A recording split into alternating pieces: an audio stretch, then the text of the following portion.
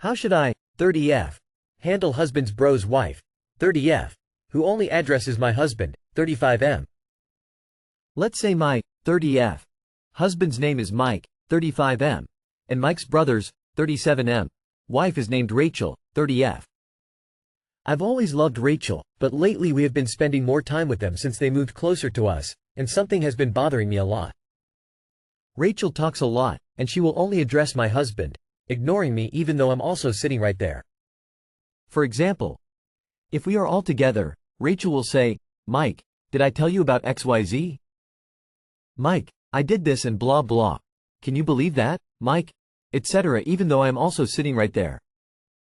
Rachel will only ask questions to Mike directly and never to me, even though I'm sitting right there and I'm the only one who knows all the answers to those questions. Once Mike was on the phone and I was sitting with Mike.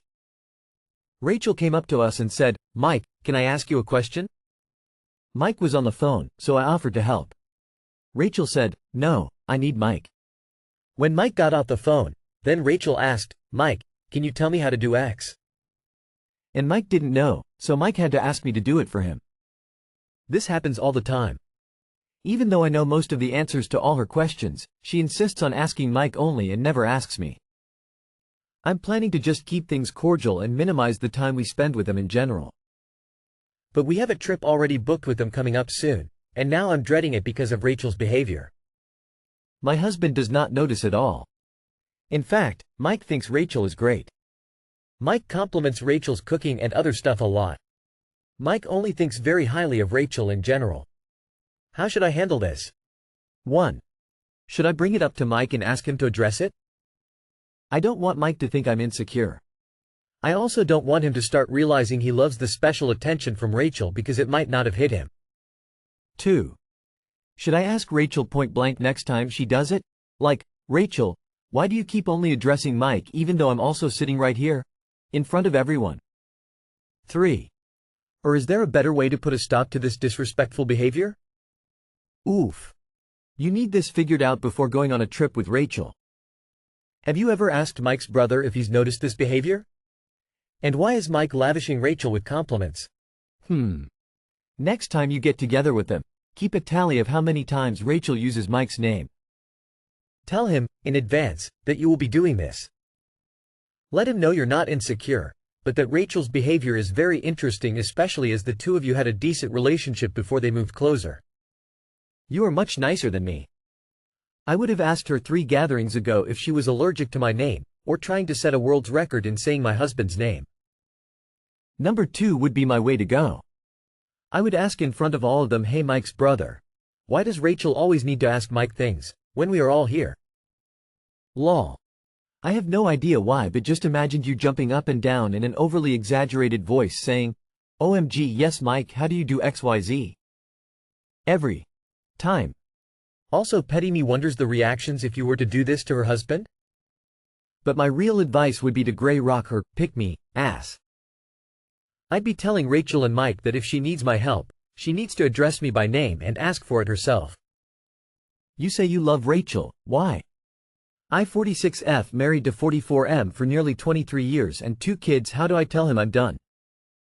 I am 46F married to 44M for nearly 23 years. Our relationship has been more roommates than partners for probably about 10 years. We have 2 children, 18 and 16. The only times we really talk are the occasional family dinners when I am not busy with school, sport, or activities with one of the kids. Then after dinner, he disappears to his office and doesn't come out again until I'm asleep. The kids have both expressed their concerns to me about their dad and his discipline techniques when they were young that really traumatized them, and other encounters with him in their youth that make them unable to open up to him. He had a very difficult childhood, with no father in the picture for much of it, and nasty woman as a mother. They know I am not happy.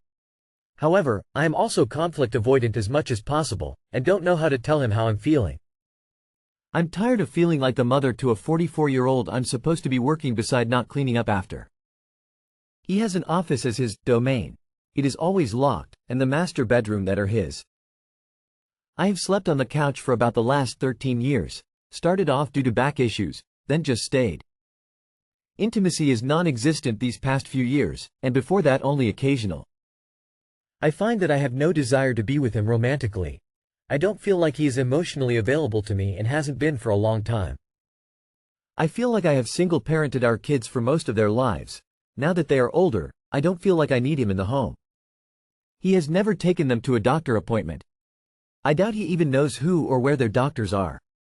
Work is always the excuse. I work closer, so I take them to their appointments during the day.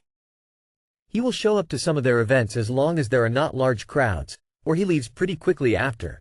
But his attendance at sports and music events has faded significantly over the last few years. He barely shows up for them anymore. He does have social anxiety, prosopagnosia, facial blindness, and is very introverted because of this but refuses to consider medication.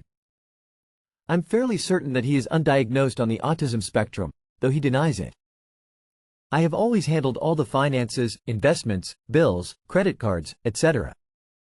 He has nothing to little to do with running the household, groceries me, yard work me, except mowing 18-years-old kid going off to college soon, so it will be me unless I hire someone, laundry, trash, general cleaning, me unless I get the kids help, which they do some of it, occasionally, etc. He contributes nothing to running the house except dirty dishes, extra laundry, and a nice paycheck. Part of it is my fault, I admit. I have let it go on this long. However, when he cleans, he doesn't look at what is there, he just throws it all away. It's been on the counter, we must not need it if it hasn't moved, it's trash. I am more deliberate with sorting paper items, and I know I keep way too much. My stuff, hobbies, paperwork, books, etc. makes up probably 95% of things in the house. Ours would be the furniture, electronics, kitchen items. For me to move out would be a huge undertaking, purge and relocate. It would be simpler for him to move out, as all that is his are his computer, his desk, some books and his clothes. It would probably all fit in his car, except the desk. But how can I ask him to leave when I'm the one who is unhappy and wanting to change? We are both on the mortgage, but everything else is in my name except his car. The kids' cars and my van are all in my name. I'm sure he doesn't think anything is wrong, but I don't feel like I can have a civil discussion about anything with him. I always cry, feel belittled, stupid, or just wrong. Early on in our marriage, I was gifted the 5 Love Languages book and asked him to read it with me so we could discuss. He said, "No thanks." I haven't approached him about counseling because I don't know if I want it fixed. My church upbringing and faith make me stay.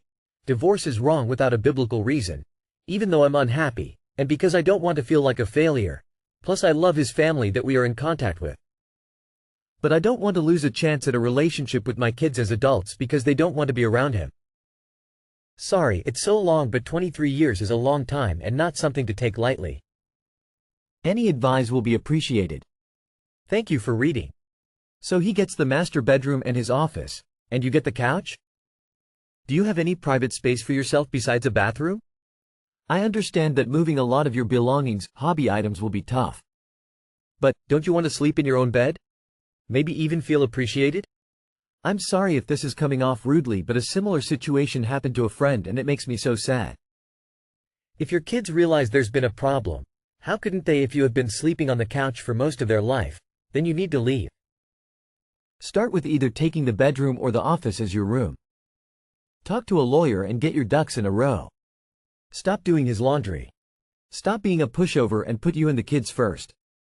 You've been sleeping on the couch for 13 years. He knows it's over. He is just not divorcing because he's lazy. He doesn't even book a doctor. He has everything as he wants it. Just do it. Get a lawyer, kick him out. I've tried nothing and I'm all out of ideas. Please remember that you don't ask for a divorce. You announce that you're getting one. You don't need his agreement. But see a lawyer first. Get all ducks in a row before you say anything to him. I blame you and your failure to have difficult discussions because of your discomfort with confrontations. Get a spine and sit him down. You've been a terrible parent to your children for normalizing this type of unhealthy behavior, and now it's time to fix it. If he doesn't like it, too bad. If you don't like it, too bad. Get thee to a therapist. I will even give you a script for the next dinner conversation. Spouse, I am not happy with the current state of our marriage. Here are 3 things I dislike in particular. our sleeping arrangements, our communication, and our sex life. Would you care to share your thoughts and how we can work to make both of us happy? I am thinking either therapy or divorce. Me 48M, her 52F. I gave her every chance. What more could I have? One. Married for 21 years and I feel devastated, lost, heartbroken, but I do have a direction and I am steadfast in following through. We have had what I thought a perfect marriage, open communication, raised 2 kids, great sex life, never had any major red flags for both her and I. She was the woman I loved more each year, and I would never have thought she would not be with me for the rest of my life. Yep, apparently I am a chump for believing that. About a month ago her behavior changed, the usual, more protective on her phone, and she got very amorous, wanting sex every couple of days. My issue, which she knows, is that I am a little insecure, but nothing that compromised our relationship. I was just more cautious in general about people's actions. 2 weeks ago we were sharing photos we took of the kids, and I was downloading them from her phone onto the laptop. She was sitting in her chair watching TV while I was doing this. Occasionally she would say which photo she especially liked. I found a messaging app on her phone that we never used. I asked her why she had it, and she commented it is easier to chat with workmates than waiting for email replies. I didn't think much of it, but the way she responded wasn't how I thought she would. It gave me a bad feeling in my gut. She then asked for her phone back and said we had enough photos. When her phone was connected to my laptop, I ran a quick program and downloaded the data from the app and gave her phone back. I work in IT and it is also my hobby, so I know my way around most things connected to IT. She complained of a headache and went to bed. I then went through the raw data of the download, more of curiosity than anything else. No complete messages or any identifying recipients found, but there were timestamps, and these gave me concern as most were times she was away from me and when I thought we were asleep. The next week I had the opportunity to go through her phone. I found messages to another guy in another state, her home state. She was having an emotional affair, no other way to put it. As I read the messages got progressively worse, very sexual from both. The worst one was that they had arranged to meet up at a hotel near his home the following weekend. It was clear from their conversations, if you believe what she said, of course, this was her first time cheating on me. It didn't stop her though, and it was very apparent she was looking forward to it. To say I was crushed is an understatement. During the week before she went back home to visit her family, I gave her every opportunity to pull out. I reminisced about our great life together, how we loved each other and how we are going to grow old together. We even planned what countries we were going to visit after we retire. It made no difference, so I planned what I would do if she carried through with it. She packed, was really excited to see her family, and we even had sex that morning with her telling me how much she loved me and couldn't wait to get home to me. Well, she left and flew out. When she drove off I just cried, but I was angry as well. I turned off my phone and I then packed everything that meant something to me and loaded the car. I then drove to a friend's place about 7 hours away from us. This was on the Friday. My friend and I talked about it and he was very supportive. I went through every emotion you could think of. We got drunk that night and I feel in a drunken stupor. The next day after we felt a little better, my resolve was stronger than ever. How the fuck could she destroy our lives for a cheap thrill? I turned my phone back on and saw 2 texts from her and 2 missed calls. The first text was to say she got there okay. Missed call. The second text was why I hadn't picked up the phone, and another missed call. That was around 10 p.m. that night. I had a copy of all her messages, so I texted her, I know. About 2 seconds later she tried to call. I didn't answer it. She then texted, what do you mean? What are you talking about? Answer your phone. She tried to call again, but I ignored it. This was about lunchtime on the Saturday. My friend was with me and said just do it. Don't dwell on it, she deserves this. You don't, but stay strong. I agreed, so I sent her all her messages to this other guy, then turned off my phone. She does not where I am, the kids are staying at my mother's. My plan is to go and see, let her suffer, if she even does, then file for divorce. I have already taken leave from work for a month so I can sort my life out. I'll update when I can with what happens after all this. Fuck her, how is so easy for love to turn to disgust? Well written. Almost had me. However, you don't get missed calls on a turned off phone. Aw. Yeah, done with this sub. Bad writers like yourself give dead internet theory a lot of validity. Very well written. But why are fakes like this not banned? Are people's lives so empty that they make this kind of up?